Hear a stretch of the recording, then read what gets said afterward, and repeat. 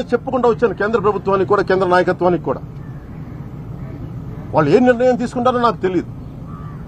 చాలా పాజిటివ్ నిర్ణయం తీసుకుంటారని నేను అనుకుంటా ఉన్నాను. సమిష్టిగా వీరి తాలూకు దౌర్జన్యాన్ని, వైసీపీ తాలూకు దౌర్జన్యాన్ని, అరాచకాన్ని, ఈ అడ్డగోలు దోపిడీని ఎదుర్కోవాలంటే విడివిడిగా పోటీ చేస్తే పని చేయదు. ఈ అరాచకం ఇంకో దశాబ్దాలు, 2 దశాబ్దాలు, కుదిరితే 2 దశాబ్దాలు కూడా కంటిన్యూ అవుతాయి.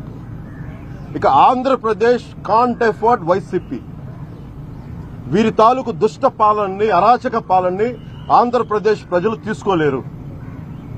నాలాంటి వాడిని రోడ్డు మీదకి రావాలంటే నువ్వు పోలీసులు 2000 మంది పోలీసులను పెట్టి తెలంగాణ బోర్డర్లో ఆపే ధైర్యం, దమ్ము నీకు ఉన్నాయంటే సగటు మనిషిని బతికినిస్తాడా వీడు ఈ ప్రభుత్వం? అందుకని దీన్ని సమిష్టిగా ఎదుర్కోవాల్సిన సమయం ఆసన్నమైంది.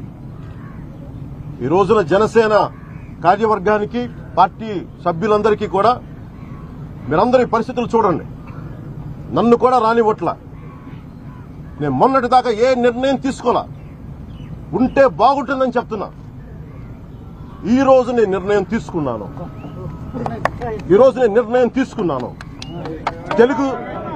జనసేన, తెలుగుదేశం కలిసి వెళ్తాయి వచ్చే ఎన్నికల్లో.